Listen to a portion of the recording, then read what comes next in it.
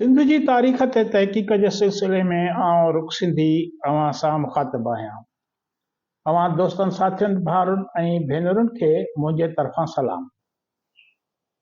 पाण सिंध जी तारीख़ ते तहक़ीक़ जे सिलसिले में सिंध जे अहम शख़्सियतुनि बाबति ॻाल्हि ॿोल कंदा रहिया आहियूं। अॼु इन सिलसिले में हिकु अहिड़ी शख़्सियत बाबति ॻाल्हि ॿोल कंदासीं जंहिंखे सिंध जे नई नस्ल विसारे छॾियो आहे। उन्हनि खे यादि नाहे आलिम चनो। आलिम चनो जंहिंसां तस्वीर कढाइण लाइ पंहिंजे दौर जो आमिर जनरल ज़ियाउल हक़ परेशान रहियो। आलिम चनो उहो शख़्स हुयो जंहिंखे संदसि कद ग़रीब मां अमीर बणाए छॾियो। पंहिंजे डिघे कद सबबि Guinness book of world record में पंहिंजो नालो दर्ज कराईंदड़ सिंध जो ही पुट मोहम्मद आलम चना 1956 ईस्वी धारे ॻोठ बचल चना तालके सेवण में जनम वरितो। संदसि वालिद जो नालो मेहराब खान चना हुयो। नंढी ॼमार में संदसि जिस्मानी कैफ़ियत आम इंसान वांगुरु हुई, पर ओचितो संदसि जिस्मानी वाधवीज में गैर मामूली तब्दीली अचण लॻी ऐं संदसि कद वधंदो रहियो। मोहम्मद आलम चनो गुरबत सबबि पढ़ी त न सघियो, पर मज़दूरी करे गुज़र सफ़र करण लॻो। 16 सालनि जे उमिरि में तकड़ी वाध सबबि संदसि कद ॻरी जिसामत सां गॾु 7 फुट सवा 9 इंच थी वियो। कलंदर लाल शाहबाज़ जी नगरीअ में रहण ऐं मज़ार ते मुलाज़मत करण करे आम माण्हुनि ऐं ज़ाइरीन जे ध्यान जो मर्कज़ रहियो ऐं मुल्क सां गॾु सिंध में वॾी शोहरत माणी। आलम चना कलंदर लाल शाहबाज़ जे मज़ार ते सफ़ाई सुथराई जो कमु कंदो हो। छितियुनि में पंहिंजे कद सबबि छितियुनि में लॻल ॼारा आसानीअ सां लाहे वेंदो हुयो। बल्ब हणंदो हुयो जिते ॿियनि माण्हुनि खे सपोर्ट जी ज़रूरत हूंदी, कुर्सी या स्टूल जी ज़रूरत हूंदी, बल्ब लॻाइण लाइ उते ई बीठे पिरे छित में बल्ब हणी छॾींदो। पर उते खेसि सिर्फ़ 15 रुपया माहवार उजूरो मिलंदो हुयो, जंहिंमां हुनजी पूरत न थींदी हुई, पर पोइ बि हू मजबूरी सबबि कलंदर लाल शाहबाज़ जे मज़ार ते कमाइण ख़ातिर मौजूदु रहियो। पोइ जॾहिं हिकु सर्कस वारनि खेसि ॾिठो त हुननि खेसि हर महीने 160 रुपया पघार ॾियणी कई त हिन हिकदमि इहा आछ क़बूल करे वरिती। सर्कस वारनि आलम चने खे मक़ामी स्टार में तब्दील करे छॾियो। हू सर्कस वारनि सां गॾु सॼी सिंध जो सफ़र कंदो हो। हिन खे सर्कस जे शो दौरान बसि उन वक़्तु दाख़िल थियणो पवंदो हो जॾहिं ॿ नंढड़ा माण्हू जोकर जे लिबास में पंहिंजे मामूल मूजिबि अंदरि दाख़िल थींदा हुआ। उन वक़्तु आलम चना अंदरि हलियो वेंदो हो ऐं ॿिन्ही ॼणनि खे मथे खणंदो हो। खेनि आलम चना खे सर्कस वारा इन शो में देव जी सूरत में ॾेखारींदा हुया ऐं नंढड़ा माण्हू देव खां भॼण जो ड्रामो कंदा हुया। पोइ आलम चना उन्हनि खे पकड़े पंहिंजे कुल्हनि ते रखंदो त सर्कस में वेठल माण्हुनि में वाह वाह थींदी। साल 1981 में हिकु शख़्स आलम चना खे सर्कस में कमु कंदे ॾिठो। इन मशहूर Guinness book of world record जे एडिटरनि खे ख़त लिखियो। ख़त सां गॾु हिन आलम चना जूं तस्वीरूं खेनि मोकिले ॾिनियूं जेकी हुन सर्कस में वरतियूं।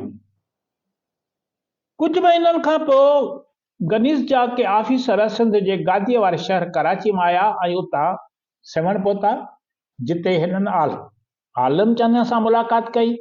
हिन जो कद मापियो जेको 7 फुट 8 इंच हुयो। उन वक़्तु बरतानिया वापसीअ ते उन्हनि माण्हुनि आलम चना जो नालो Guinness book of world record में दाख़िल करे आलम चना के Guinness book of world record में ज़मीन ते सभ खां डिघे ज़िंदह इंसान तौर दाख़िल कयो। 1981 में पंहिंजे वक़्त जे क़दावर शख़्स डॉन कोहेलर जी वफ़ात थी, जंहिंजो क़द उन वक़्तु 8 फुट 2.5 इंच हो। उन खां पोइ मोहम्मद आलम चना जो नालो Guinness book of world record में दुनिया जे डिघे शख़्स तौर शामिल कयो। 1985 खां पोइ डिघे क़द जो एज़ाज़ कुझु वक़्त लाइ खांसि वापसि इन करे थियो जो लिबिया जे सुलेमान अली नशनश ऐं मोज़म्बिक जे जिब्रेल मोंजानीअ खे डिघो क़द रखण ते आलमी रिकॉर्ड या आलमी पज़ीराई मिली। इन्हनि ॿिन्ही जो क़द 8 फुट 1 इंच जे बराबरि हो। पर 1990 ताईं ॿिन्ही जे फोत थियण बैदि गिनीज बुक जे मुर्तबन 1991 में ॿीहर मोहम्मद आलम चना खे दुनिया जो डिघो शख़्स करार ॾिनो। डिघे क़द ऐं ॻरे जिस्म सबबि संदसि सफ़र करणु ॾाढो ॾुखियो थी पियो ऐं आम गाॾियुनि कारुनि ऐं वेगननि में मापी न सघंदो, वेही न सघंदो हो, जंहिं करे 1986 में खेसि हुकूमत तरफ़ां हिकु ख़ासि वेगन, वॾनि दरनि वारो घरु, वॾो पलंग ऐं रोज़गार बि ॾिनो वियो। खेसि एज़ाज़ी तौर औकाफ़ खाते, PIA, हबीब बैंक, PTV ऐं ॿियनि कंपनियुनि ऐं इदारनि तरफ़ां माली मदद मिलंदी रही। हिन खे पंहिंजा जूता ऐं कपिड़ा ऑर्डर ते ठाराइणा पवंदा हुआ। हिन हुकूमत जे ख़र्च ते हज ऐं उमरो बि कयो।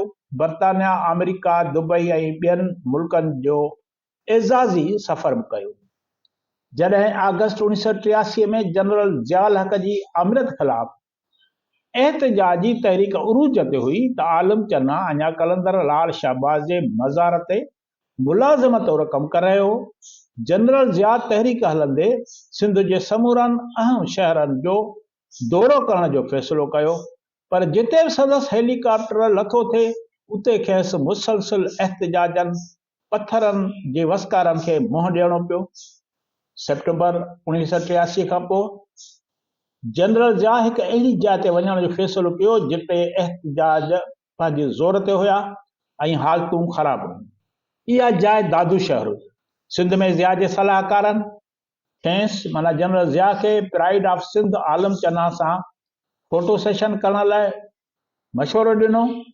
सेवण में अधु दर्जन पुलिस अहलकारनि समेत कुझु सरकारी अमलदार जनरल ज़िया जे हुक्म ते ख़ामोशी सां आलम चना जे घर पहुची विया। के आलम चना खे ॿुधायो त पुलिस तुंहिंजे घर ॿाहिरां इंतज़ार कर रही आहे। आलम चना लॻभॻि मुकमल तौर ते गैर सियासी हो। सिंध में MRD जी तहरीक ज़ोरनि ते हुई। इन करे खेसि ख़ौफ़ थियो त आख़िर मूंखे गिरफ़्तार त करण आया आहिनि। हुनखे सम्झ में न पिए आयो त पुलिस वारा संदसि घर जे ॿाहिरां छो बीठा आहिनि। हू उन वक़्त ताईं मज़ार ते रहियो। पोइ हिकु कासिद आयो, खेसि ॿुधायो त हुकूमत खेसि सदर खां इनाम वठण जी दावत ॾेई रही आहे। आलम चनियो बाद में घर मोटियो ऐं ऑफिसरनि सां मुलाक़ात कई, जिन खेसि कराची हली जनरल ज़िया सां मुलाक़ात लाइ चई। हिन ग़रीब शख़्स हा या न करण बदिरां कंधु झुकाए छॾियो।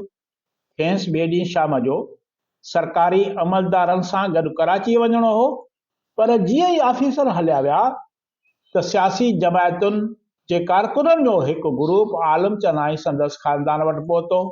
हिननि आलम चना खे मशवरो ॾिनो त जीअं त सिंधी माण्हू ज़िया जे ज़ुल्म जो शिकार आहिनि, उन करे खेसि जनरल ज़िया सां मिलणु न घुरिजे। आलम चना वरी साॻी तरह कंधु लोॾियो। हू ग़रीब हुयो, न हिननि सां हा पियो करे सघियो न पियो करे सघियो। ॿिए ॾींहुं ऑफिसरनि जो इंतज़ारु करण बदिरां हू सुबुह जो मामूल मुताबिक़ कमु करण लाइ दरगाह ते हलियो वियो। ऑफिसर संदसि घर आया ऐं इलाइक़े में कलाकनि जा कलाक घुमण बैदि ख़ाली हथे वापसि कराची हलिया विया। कंहिंखे ख़बर न आहे त ज़िया खे इन सिलसिले में छा जवाबु ॾिनो वियो, पर लॻे पियो त जनरल ज़िया ते हिन मशहूर सिंधीअ सां मिलण जो जुनून तारी हो। जनरल ज़िया 1985 में हिकु भेरो ॿीहर आलम चना सां फोटोग्राफी करण जी ख़्वाहिश ज़ाहिर कई। उन वक़्तु आलम चना खे ॿाहिरियनि मुल्कनि में मुख़्तलिफ़ प्रोग्रामनि लाइ दावतूं मिलणु शुरू थियूं। हू सचपच हिकु स्टार बणिजी चुको हो, पर सेवण में अञा बि अॻु जा मज़ार ते वेंदो, सफ़ाई सुथराई जो कमु कंदो। मार्च 1985 में वरी कुछ सरकारी ऑफिसर आलम चंदा जे घर आया, साणुसि मुलाक़ात कई। खेसि ॿुधायो त जनरल ज़िया खेसि 23 मार्च ते योम पाकिस्तान जी तक़रीब में इस्लामाबाद में ख़ासि एवॉर्ड ॾियण जी दावत ॾिनी आहे। 21 मार्च ते आलम चंदा खे ऑफिसरनि कराची आंदो ऐं पोइ हवाई जहाज़ ज़रिए इस्लामाबाद पहुचाए छॾियो। एवॉर्ड जी तक़रीब दौरान हिन हज़ारे माण्हुनि जे साम्हूं जनरल ज़िया खां एवॉर्ड वसूल कयो ऐं हिकु फोटोग्राफर इहो लम्हो प्रेस लाइ महफ़ूज़ करे वरितो। पाकिस्तान जे सभिनी वॾियुनि अख़बारुनि ज़िया जी तस्वीर आलम चंदे सां गॾु शाया कई, जंहिंमें जनरल ज़िया आलम चंदा खे एवॉर्ड पेश करे रहियो हो। ज़िया जे दौर खां पोइ बेनज़ीर भुट्टो ऐं नवाज़ शरीफ़ आलम चंदा खे पाकिस्तान जी मशहूर शख़्सियत तौरु पेश कयो। आलम चंदा खे सरकारी ख़र्च ते परॾेही दौरनि ते मोकिलियो वियो। हू मुख़्तलिफ़ नार जे मुल्कनि, एशियाई ऐं यूरोपी मुल्कनि ऐं अमेरिका जे दौरनि ते वियो। हिन 1989 में शादी कई ऐं 1990 में कंहिं पुट ॼाओ। हिन क़दावर शख़्सियत पंहिंजे डिघे कद सबबि बिन अल-अक़वामी शोहरत माणी, वॾा इनाम हासिल कया। मोहम्मद आलम हयातीअ में कराचीअ लॾे वियो, जिते खेसि गुर्दनि जी बीमारी थी पई। खेसि इलाज लाइ अमेरिका मोकिलियो वियो, पर सिहतयाब न थी सघियो। मोहम्मद आलम चंदा ही मशहूर शख़्सियत 2 जुलाई 1998 ते न्यूयॉर्क जे हिकु इस्पताल में दम धणी हवाले कयो। संदसि मैयत खे ॾेह आणे सेवण शहर में दफ़न कयो वियो। आलम चंदा सिंध जी मशहूर शख़्सियत रहियो ऐं खेसि अॼु बि सिंध जा माण्हू यादि कनि था। तव्हांजी वॾी वॾी महिरबानी। ईंदड़ वीडियो ताईं इजाज़त ॾियो।